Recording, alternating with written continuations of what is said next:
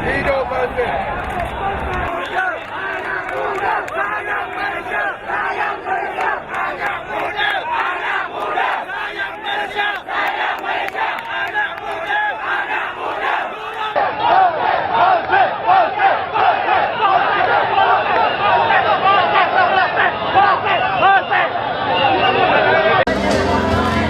Dipersilakan Yang Berhormat Tun dan Kak Wan untuk melengkapkan buku ini.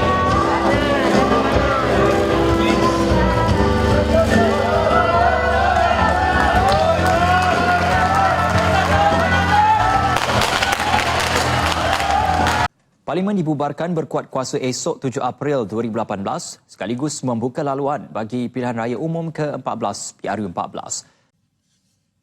Keputusan PRU ke-14 menyaksikan gabungan PKR, PPBM, DAP dan Warisan Sabah berjaya membentuk kerajaan selepas menguasai 121 daripada 222 kerusi parlimen.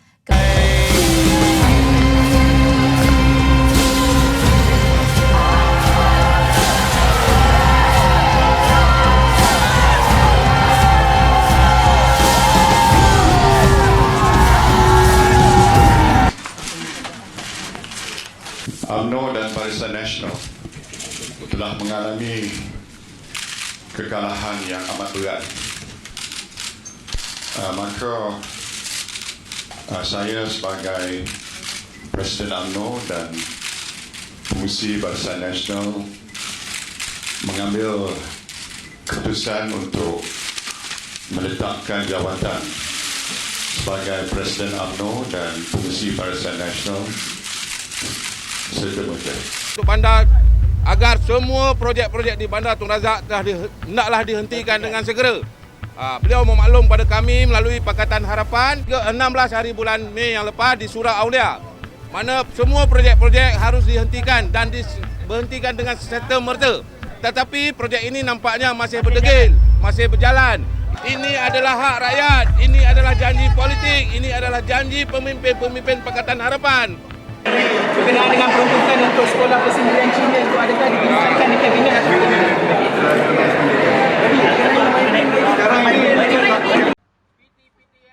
Kira-kira 100 orang terdiri daripada gabungan badan bukan kerajaan NGO di bawah Pergerakan Hak Asasi Manusia CAM mengadakan perhimpunan aman bagi menuntut janji yang tidak ditunaikan selepas 100 hari pemerintahan Kerajaan Pakatan Harapan PH.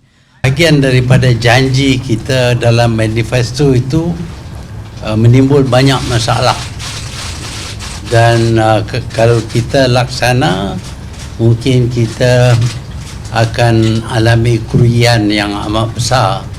Janji-janji yang dibuat semasa kita percaya kita, dan mudah-mudahan hasrat kita yang baik untuk agama kita, untuk bangsa kita, untuk tanah air kita akan dimakbulkan oleh Allah SWT.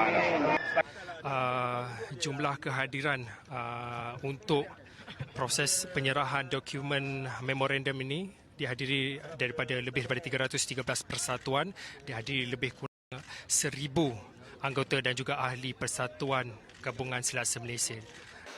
Peneroka Felda misalnya tidak menanam tanaman untuk integrasi ini kerana ianya memberikan kesan bukan saja kepada pokok yang ditanam tadi, tetapi juga kepada kelapa sawit yang sedia ada. Jadi adakah kajian dibuat secara terperinci mengenai perkara ini? Dan tanaman-tanaman yang diperkenalkan seperti buluh dan sebagainya, buluh, nenas, tak kira lah yang diperkenalkan ini, adakah kajian dibuat dari segi terperinci, dari segi pasaran misalnya? Masalah yang dihadapi oleh petani-petani, terutamanya pekebun kecil, ialah masalah pemasaran produk mereka. Di bawah MPOB, kita ada satu unit integrasi tanaman dan ternakan yang mana 23 teknologi telah berjaya dihasilkan. Dan mengikut kajian kita, memang tidak ada kesan negatif kepada tanaman kelapa sawit sekiranya kita ada integrasi tanaman. Dan sebenarnya di bawah unit MPOB ini, kita juga menggalakkan pekebun kecil juga menternak kambing dan juga lembu untuk menambahkan pendapatan mereka. Mengikut kajian, kalau pekerja ternak kambing, ia boleh mendapat pendapatan RM1,115 hingga RM2,500 bagi penternakan 50 ekor kambing tak sesuai, di kawasan rosak 10 pokok sawit hektar. tu. Kambing tak sesuai, rosak kelapa sawit tersebut. Itu dah boleh lagi. Ini tak cerdik langsung lah jawapannya. Kenapa zaman kami rakyat boleh dapat manfaat dividen hibah sehingga 7.25% di antara tahun 2013 hingga 2017. Kita ikutkan hari ini semua lembaga pengarah harus dipecat kerana mengeluarkan dividen tanpa ada certified daripada Jabatan Audit Negara. Sebuah syarikat yang bernama Tamako Plantation. Bagaimanakah sebenarnya kaedah penjualan berkenaan? Saya nak semua siasat saya difahamkan market value dia hari ini telah dibuat 200 lebih juta ringgit. Dan mereka nak menjual dengan penilaian 224 juta. Mereka nak jual sekarang ni dengan harga 170 juta. Saya kira sejarah hitam bagi Parlimen untuk sesi ini kerana Dewan tidak cukup korum. Untuk cukup korum saya difahamkan, saya rasa 26 sahaja. Jadi 26 orang pun tidak ada dalam Dewan sewaktu perbahasan yang amat penting, iaitu perbahasan bajet. Rakyat undi you tau, rakyat. Peniaga undi you tau. Mau sikit-sikit pakai polis, Keselamatan. Kita orang danau, kita meniaga danau. Saya memang ada gambar semua. Kita semua sudah punya danau.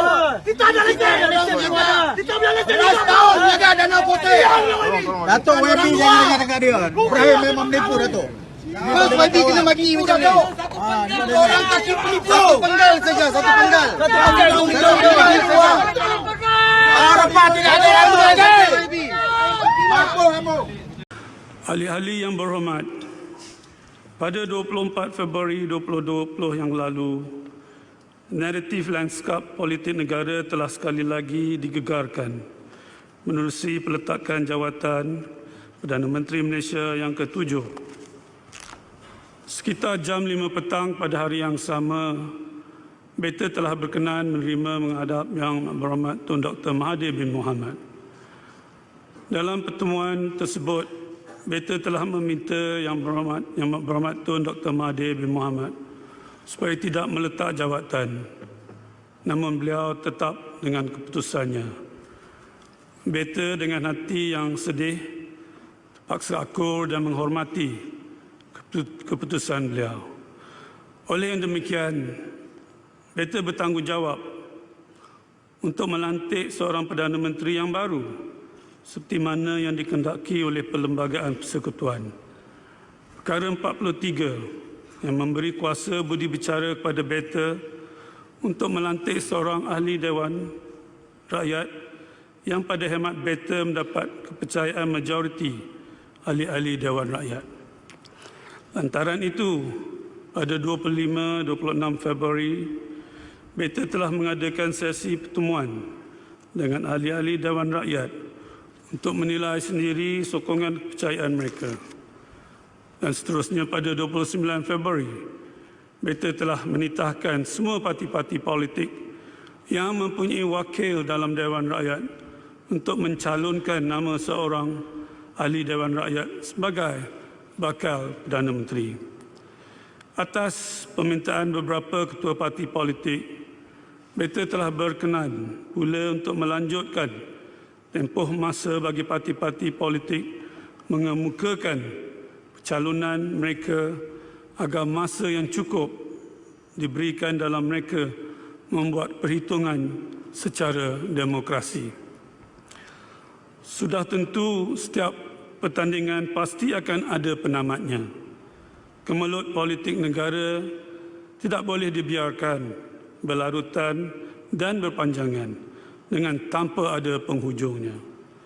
Lantaran itu, setelah melalui semua proses tersebut dan selaras dengan Perlembagaan Persekutuan, Beta telah mendapati Yang Amat Berhormat Tan Sri Muhyiddin bin Yassin telah mendapat kepercayaan majoriti ahli-ahli Dewan Rakyat dan demikian selayaknya dilantik sebagai Perdana Menteri ke-8.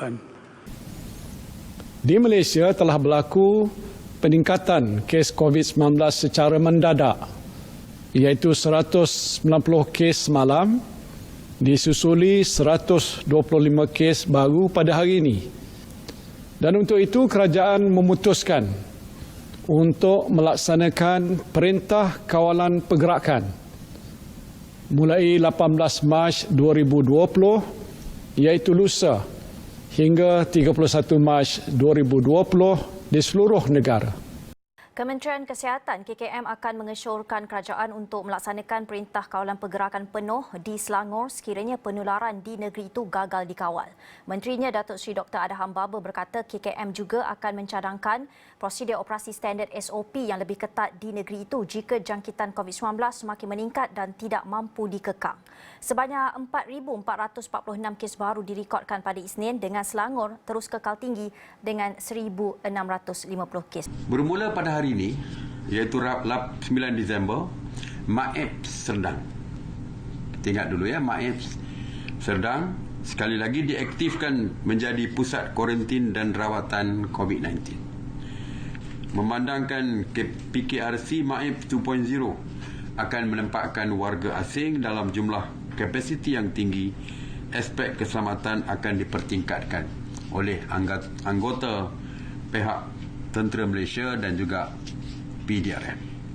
Dalam sidang media 2 hari lalu, kerajaan telah mengumumkan pembukaan beberapa lagi baki sektor peruncitan setelah mengadakan perbincangan bersama dengan kementerian yang berkaitan serta data-data dan penilaian risiko daripada jawatan kuasa teknikal PKP termasuk daripada KKM dan MK. Saya menerima banyak maklum balas yang positif daripada orang ramai, terutamanya peniaga-peniaga kecil yang membolehkan perniagaan mereka bernafas kembali. Tetapi walaupun kelonggaran diberikan, kerajaan telah memperketatkan dari segi SOP. Inilah aspek paling penting untuk kita mengawal penularan COVID-19. Saya telah menghadap ke bawah duli Yang Maha Mulia Seri Paduka Baginda Yang di-Pertuan Agong pada jam 12.30 tengah hari tadi di Istana Negara. Dalam sesi menghadap tersebut, saya telah menyerahkan warkah peletakan jawatan saya sebagai Perdana Menteri dan seluruh jemaah menteri di bawah perkara 434 Perlembagaan Persekutuan disebabkan saya telah kehilangan kepercayaan majoriti ahli Dewan Rakyat.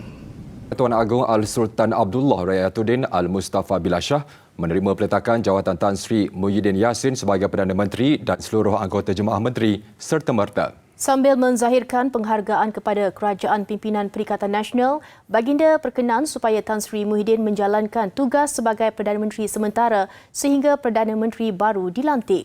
Baginda turut menyeru seluruh rakyat agar bertenang dan berdoa agar pandemik COVID-19 dapat dibendung dengan segera. Yang di-Pertuan Agong Al-Sultan Abdullah Riyatuddin Al-Mustafa Bilashah berkenan melantik Ahli Parlimen Bera Datuk Seri Ismail Sabri Yaakob sebagai Perdana Menteri Malaysia ke-9 menerusi satu kenyataan yang dikeluarkan Datuk Pengelola Bijaya Diraja Istana Negara Datuk Indra Ahmad Fadil Samsudin. Keputusan itu ditetapkan Seri Paduka Baginda selepas Ismail Sabri menerima sokongan majoriti yang mencukupi iaitu seramai 114 ahli Dewan Rakyat. Kementerian Kesihatan KKM akan mengumumkan pemberian suntikan penggalak kepada penerima vaksin jenis AstraZeneca dalam masa terdekat.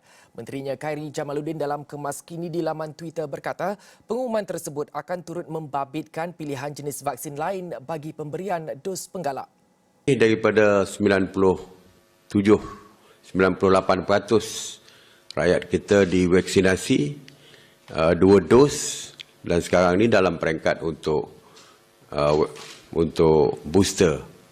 Dan saya percaya dengan apabila rakyat kita telah mendapat vaksinasi sebanyak 2 dos dan tambahan lagi booster.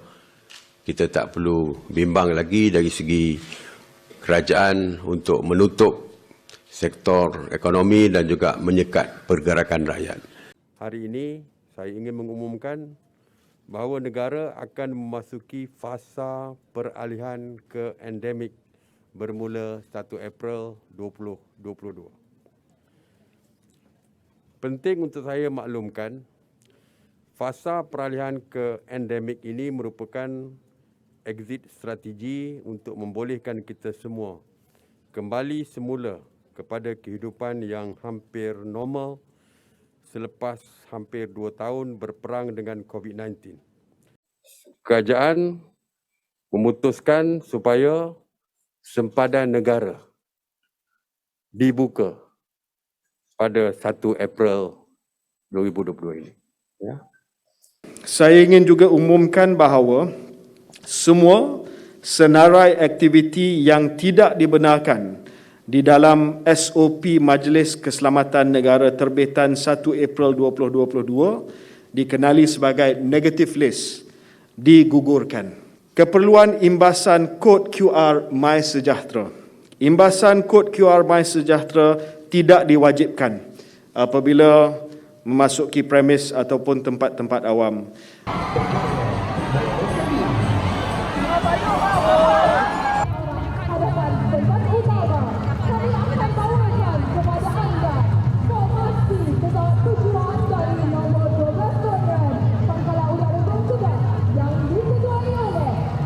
Bolik kepada pengakhiran upacara sambutan Hari Kebangsaan 2022 ini dan sedang dibawa masuk adalah batalion pertama Regimen Askar Melayu Diraja diiringi oleh Pancaragam Pusat Regimen Askar Melayu Diraja. Sambil-sambil itu, sebelum mereka ini berada di sana, kita bersama dengan para pengunjung juga. Namanya siapa?